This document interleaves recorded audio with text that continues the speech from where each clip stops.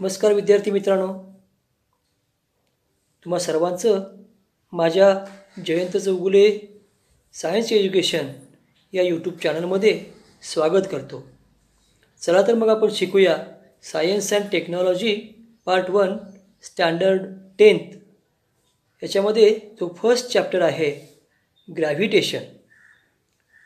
अगदी सुरुवातीला मी तुम्हाला सांगू इच्छितो की आपण जे शिकतोय यासाठी आपण उपयोग करतोय ते टॉप स्कोरर ॲप. पहिल्यांदा त्यांचा आपल्याला आभार मानावे लागेल.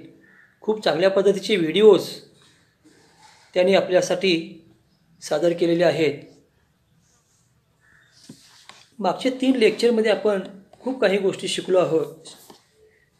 त्याच्यामध्ये effects of forces, types of forces, afterwards what is mean by gravitational force, त्यानंतर केपलर्स लॉज याबद्दल आपण माहिती घेतलेली आहे.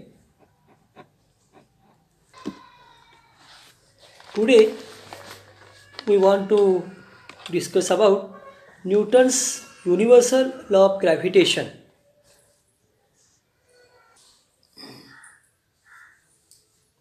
Newton's universal law of gravitation. Newton used Kepler's laws, including all other observations, and formulated his theory of universal gravity. Newton postulated his theory by using the Kepler's laws and his observations. What is the universal law of gravitation? According to this theory, every object in the universe attracts every other object with a definite force.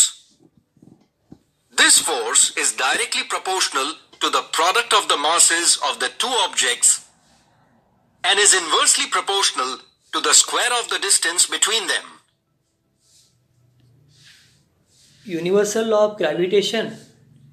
Every object in the universe attracts every other object with a definite force. How many objects are there in the universe? So many objects are there. There are so many planets, sun, so many stars are there, galaxies. Our earth is also one of the part of the universe. And therefore, so many objects in the universe. But every object in the universe attracts every other object with definite force. This force is directly proportional to the product of masses of two objects. हा force कसा असतो? तर हा जो force आहे हा कशावरती depends आहे ते आपल्याला बघायचं आहे. This force is directly proportional to the product of masses of two objects. Here in this diagram you see here two objects are there. This is first object and this is second object. This is object number 1 and this is object number 2. The force of attraction between these two objects depends on the mass of these two objects. And afterwards, this force is inversely proportional to the square of the distance between these two. What is the meaning? This is the distance between these two objects. This is distance between these two objects. That means the force of attraction in between these two objects depends on the mass of the object, and second thing is the distance between these two objects. If the mass of the object increases, its product also increases, the product of mass also increases, then the force of attraction also increases. If the distance between these two objects increases, then the force of attraction between these two objects decreases. This is the inversely proportional to. याचा अर्थ असा होतो की ज्या दोन वस्तू आहेत त्यांचं जर वस्तुमान वाढलं तर त्यांच्यामध्ये असणारं जे आकर्षणाचं बल आहे ते वाढतं आणि ह्या दोन वस्तूंच्या मध्ये जे अंतर आहे ते अंतर वाढलं तर त्या दोन वस्तूंमध्ये असणारं आकर्षणाचं बल हे कमी होतं. Here, two objects with masses m1 and m2 are shown. The distance between these objects is d. The gravitational force of attraction between these two objects is given by F is directly proportional to the product of m1 and m2. Similarly, F is inversely proportional to d square. According to universal law of gravitation, we can tell that F is directly proportional to m1 into m2 and F is directly inversely proportional to 1 upon d square. Here in this diagram, the mass of first object is m1. The mass of this first object is m1 and the mass of this second object is m2. And the distance between these two objects is d. And therefore, F is directly proportional to m1 into m2 and F is inversely proportional to 1 upon d square. Combining both these equations, we get F is proportional to m1 into m2 upon d square. By combining these two equations, this equation and this equation, you combine to form this equation. F is proportional to m1 into m2 upon d square. F is equal to g into m1 into m2 upon d square.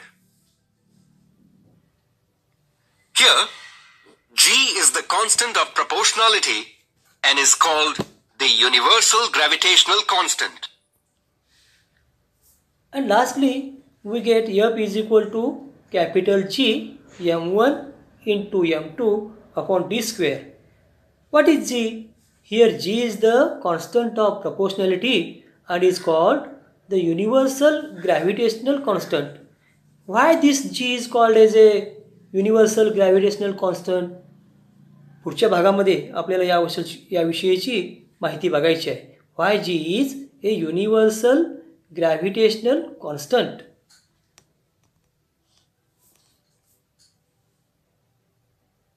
From this equation, it can be seen that the value of G is the gravitational force acting between two unit masses kept at a unit distance away from each other.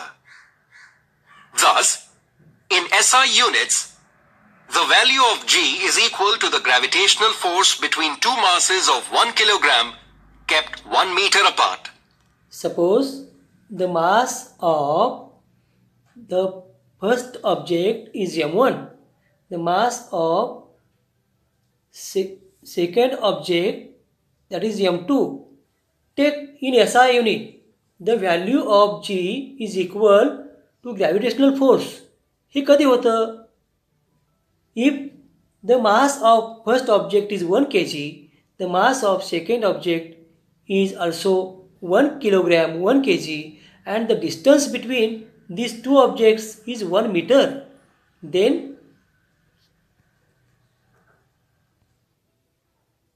the value of G is equal to the gravitational force between two masses of 1 kilogram kept in 1 meter apart.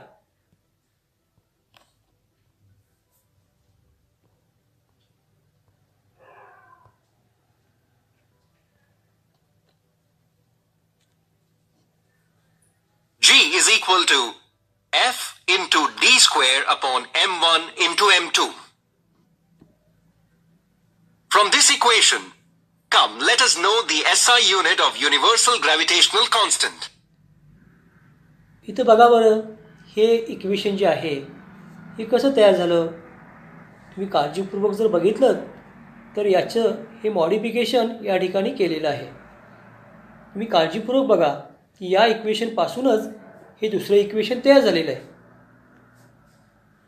Now SI unit of G.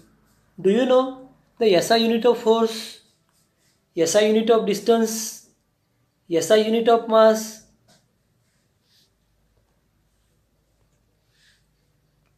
For which, let us first write the units of force F, distance D, and mass M. Therefore, SI unit of force is Newton. SI unit of D, distance, is meter, and SI unit of mass is kilogram. By using this, we can write down the equation here. G is equal to F D square upon M1 into M2. How to write this equation? SI unit of G is equal to Newton into meter square upon kilogram into kilogram. Newton into meter square. That means F into D square upon kilogram into kilogram. That means M1 into M2. You observe carefully here.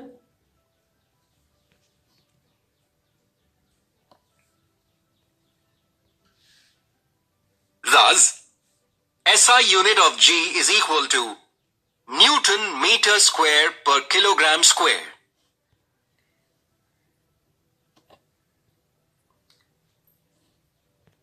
Newton into meter square upon kilogram into kilogram.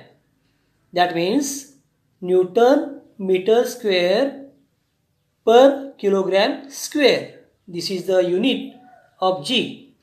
SI unit of G.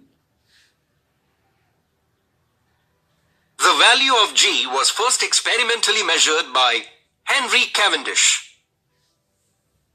In SI units, the value of G is 6.673 into 10 raised to minus 11 Newton meters. The value of G, आता G ची value पहिल्यांदा शोधून काढणारा शास्त्रज्ञ कोण आहे? त्यांचं नाव आहे Henry Cavendish. In SI unit, the value of G is 6.673 into 10 raised to minus 11 Newton meter square per kilogram square. He ji value आहे ही काळजीपूर्वक बघा आणि नोट करा. Square per kilogram square. The value of G does not depend upon the nature and size of the objects. आता ह्या डायग्राममध्ये तुम्ही जर बघाल तर ह्याचे दोन ऑब्जेक्ट्स जे आहेत, this is a first object and this is second object. The nature and size of this two objects is not the same. The first object is a spherical shaped and the second object is not spherical, is cube like structure. The size and shape of these two objects are not the same. Also, the nature of medium between these two objects, here the medium between these two objects, the medium between these two objects is always not the same. And therefore, I am telling that the value of G does not depend upon the nature and size of the object. The nature and size of these two objects is not the same. The value of G does not depend on the nature and size of the object, and it also does not depend on the nature of the medium between these two objects. The medium between these two objects may be different, and there is no any effect of this medium in between these two objects on the value of G. It also does not depend on the nature of the medium between the two objects. Therefore, it is called the universal constant of gravitation. आता याला G ला आपण काय म्हणतो? Universal gravitational constant. असं का म्हणायचं? तर ही जी G ची व्हॅल्यू आहे ही त्या पदार्थाच्या स्वरूपावरती आकारावरती अवलंबून नाही किंवा ह्या दोन पदार्थांच्या मध्ये जी मीडियम आहे त्याच्यावरती सुद्धा ही व्हॅल्यू अवलंबून नाही, जीची व्हॅल्यू बदलत नाही. And therefore we are telling that the G is a constant but it is a universal gravitational constant. Suppose the value of G would have been twice of its original value. Then what would have happened? One question for you. Suppose the value of G would have been twice of its original value. मग अशा वेळेला काय होईल? G ची value दुप्पट झाली तर? What do you think? If the value of G would have been twice of 6.673 into 10 raised to minus 11 Newton meter square per kilogram square. आपल्याला G ची व्हॅल्यू माहिती आहे 6.673 into 10 raised to minus 11 Newton meter square per kilogram square. If the value of G twice doubled, मग आपल्याला काय करावं लागेल? You may multiply by 2 on both the sides. Then the gravitational force would have been doubled. बघा बरं या ठिकाणी काय केले आपण की 2 नी गुणाकार केला, 2 नी गुणलंय दोन्ही बाजूला.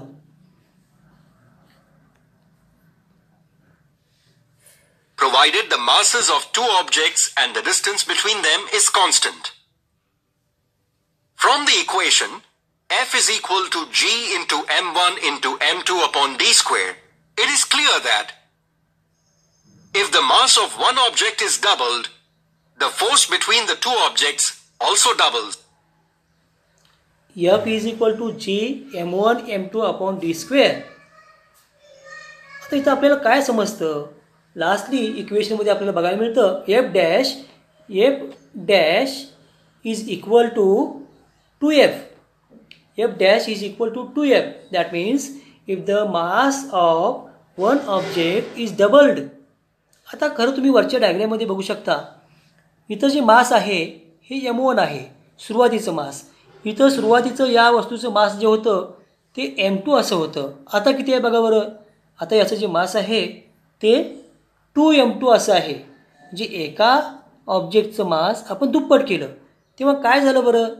If the mass of one object is doubled, the force between the two objects also double. ह्या दोघांच्या मध्ये असणारे जे फोर्स आहे ते सुद्धा डबल झालं.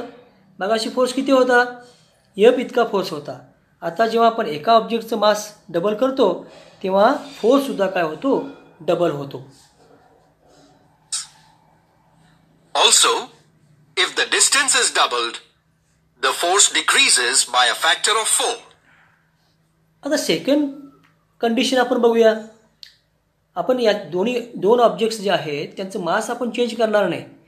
The mass of first object is not changed, mass of second object is not changed, but I am changing the distance between these two objects. First of all, it was only d, but now the distance is 2d. I doubled the distance between these two objects. Now what happens? If the distance is doubled, the gravitational force decreases by a factor of 4. अगदी सोप्या भाषेत सांगायचं झालं तर यांच्यामध्ये जे अंतर आहे या दोन ऑब्जेक्टमध्ये जे अंतर आहे डिस्टन्स आहे ते जर आपण डबल केलं ते जर वाढलं डिस्टन्स जर वाढलं तर त्यांच्यामध्ये असणारा जो आकर्षणाचं बल आहे जो force of attraction between these two objects हे काय होतं कमी होतं त्या प्रमाणामध्ये कमी होतं.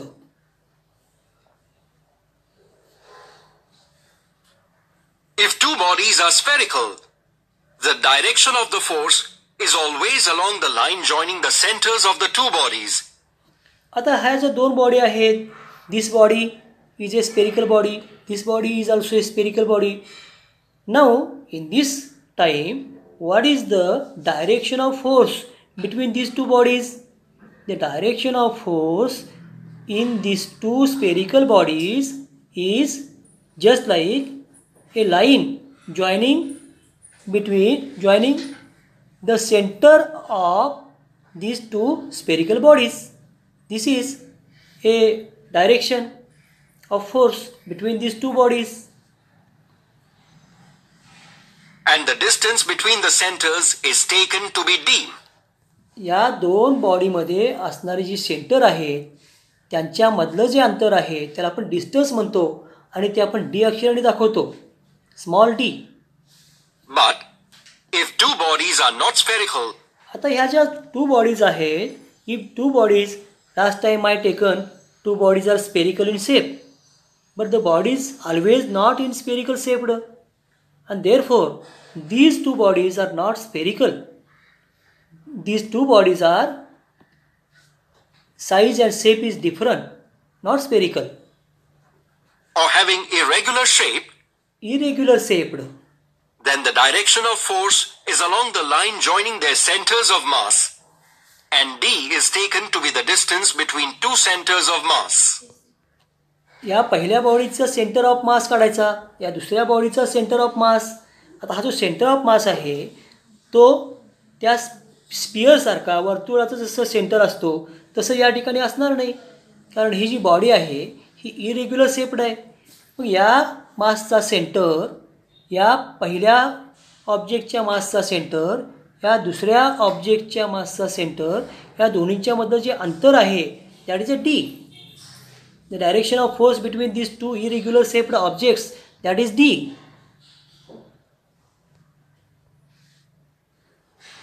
The center of mass of an object is the point inside or outside the object at which the total mass of the object can be assumed to be concentrated. आता एखादी वस्तू जर स्पेरिकल असेल तर आपण समजू शकतो की त्या वस्तूचं जे मास आहे तेच त्याच्या सेंटरवरती आहे, कॉन्सन्ट्रेट झालेला आहे. पण जर एखादी वस्तू इरेग्युलर शेप्ड असेल तर या वस्तूचा शेप बघा, हा वेगळा शेप आहे, ही दुसरी वस्तू आहे, याचा शेप वेगळा आहे, आणि मग याचं जे मास आहे हे कुठं कॉन्सन्ट्रेट झालं असेल, या पहिल्या वस्तूचं मास कुठं कॉन्सन्ट्रेट झालं आहे तर ते इथं कॉन्सन्ट्रेट झालेलं आहे. म्हणजे कुठं तर inside the object. He second object आहे, या वस्तूचा साईज आणि शेप कसा आहे बघा, या दुसऱ्या वस्तूचा जो मास आहे तो सेंटर कुठं आहे बघा, इथं आहे. याचा अर्थ असा होतो the centre of mass of an object is the point inside और आउटसाइड द ऑब्जेक्ट, इनसाइड और outside the object at which the total mass of the object can be assumed to be concentrated.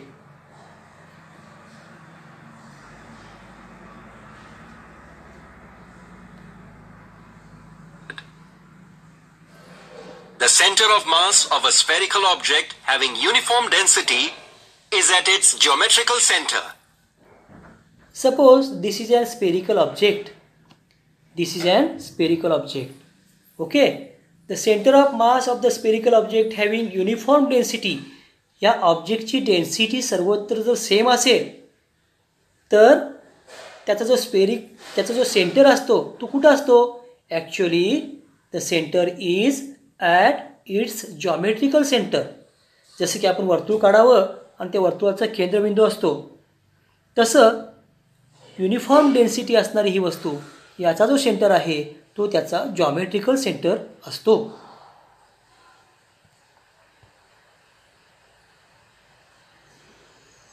The center of mass of any object having uniform density is at its centroid.